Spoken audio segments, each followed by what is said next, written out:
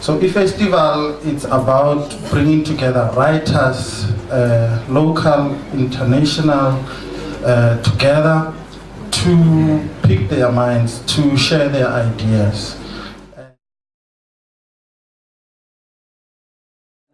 These novels that I write, many of them are based on history.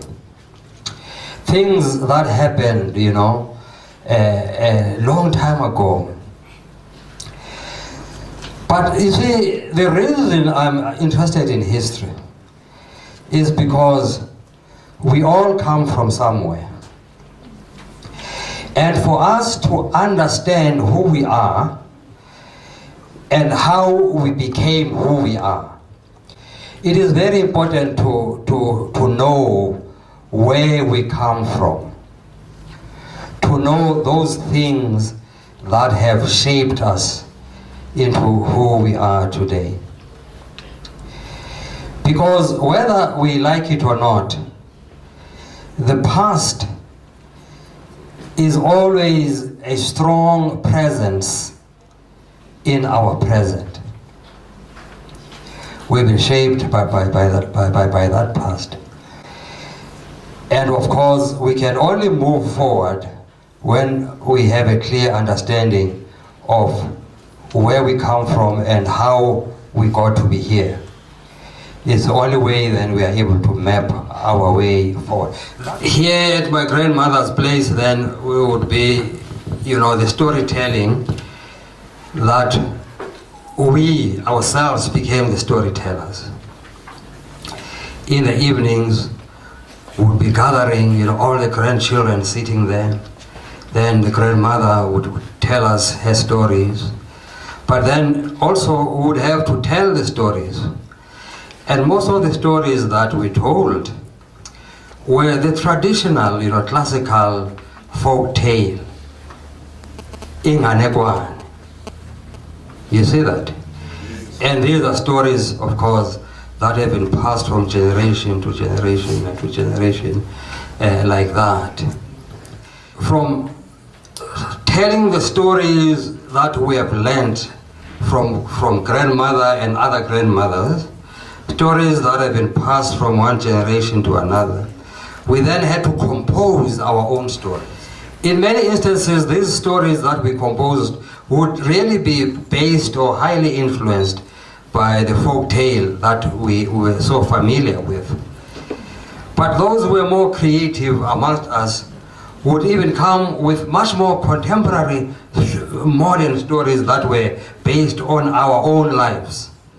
You know, our own day-to-day lives in the village. We were not aware, of course, when that was happening, that we were already being trained to be storytellers ourselves. Not only to tell stories, but to actually compose our own stories. The two traditions, the literary tradition, in other words, where you read stories that have been written by others, but also what is known as the oral tradition, you know, the tradition of storytelling, stories that have been passed from generation to generation. Those two traditions came together in me to create the writer that I later became. As I said, I started writing very early. I would, you know, because being fascinated by these stories, I felt maybe I could also write my own stories as well. You know, that's how it starts.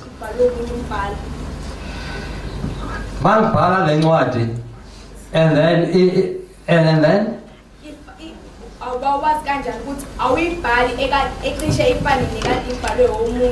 I see. Well, yazi inokwenzeka leyo ngoba njengoba usitsho angithi ufunda incwadi zabanye abantu and all that. Uyabona? There's no way ukuthi ngeke zikwenze influence lezi ncwadi lezi. Uyabona? Because kathi sotho bari thebe iselwa uyimayengwe, which means that a shield is cut on another shield. We learn from those stenciled, from another. We learn from those who came before us. So even in writing, it's like that. You may not be aware of the writers who have influenced you, but definitely they have. You see?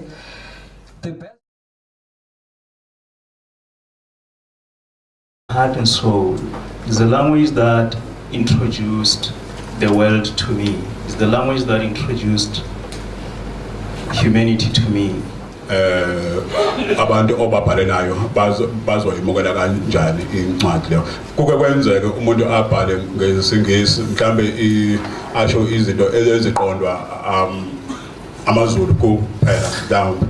Kodwa uma ifundwa umuntu mhlambe oqhamuka esizindeni esehlukile ebese eyihumusha mhlambe ake sathe isibonelo nje esijwayelekile mhlambe ubhala inovel kuyona kugxilwe kakhulu ekugcineni nasekwenzeni amasiko athi kuyahlatshwa nje kuhlatshwa ngelanga kuhlatshwa imbuzi ngelanga kuhlatshwa inkomo ngelanga zibe inhlanu izinkomo ngelanga beyodwa imbuzi leyo mbuzi leyo isuke ithengwe kwa border eplazini ngapha ifike ngomsombuluko ihlaliswe egcekeni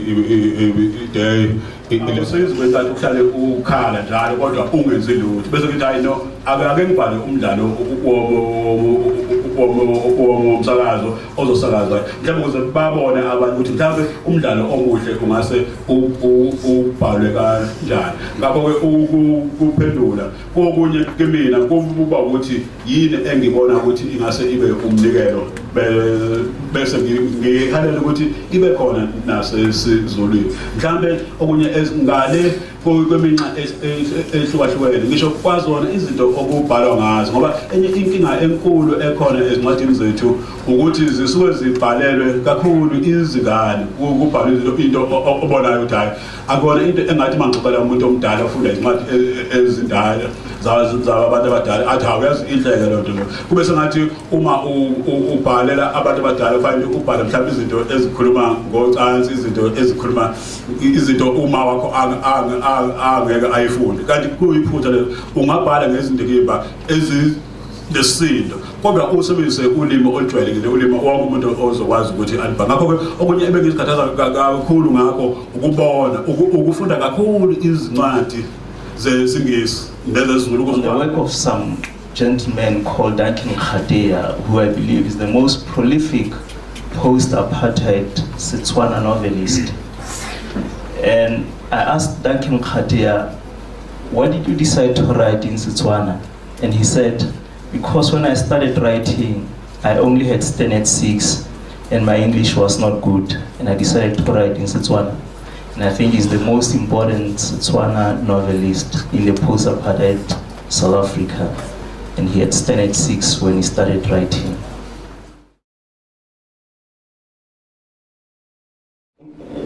Kind of, adopt that culture of reading and writing, not just reading, which is almost passive, but writing, which is a more active part of it, because there's no way you can be a good writer without having to read.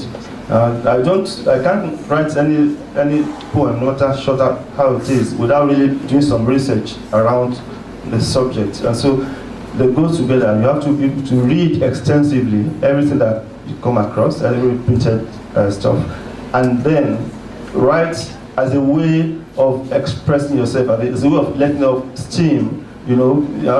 Just keep writing, and and there's a lot of reward, which is primarily intrinsic. The reward, the joy of writing, that you've created something. That's the first thing, apart from the pecuniary aspect of it. And I think that's what try and engage yourselves in those productive ventures, reading and writing.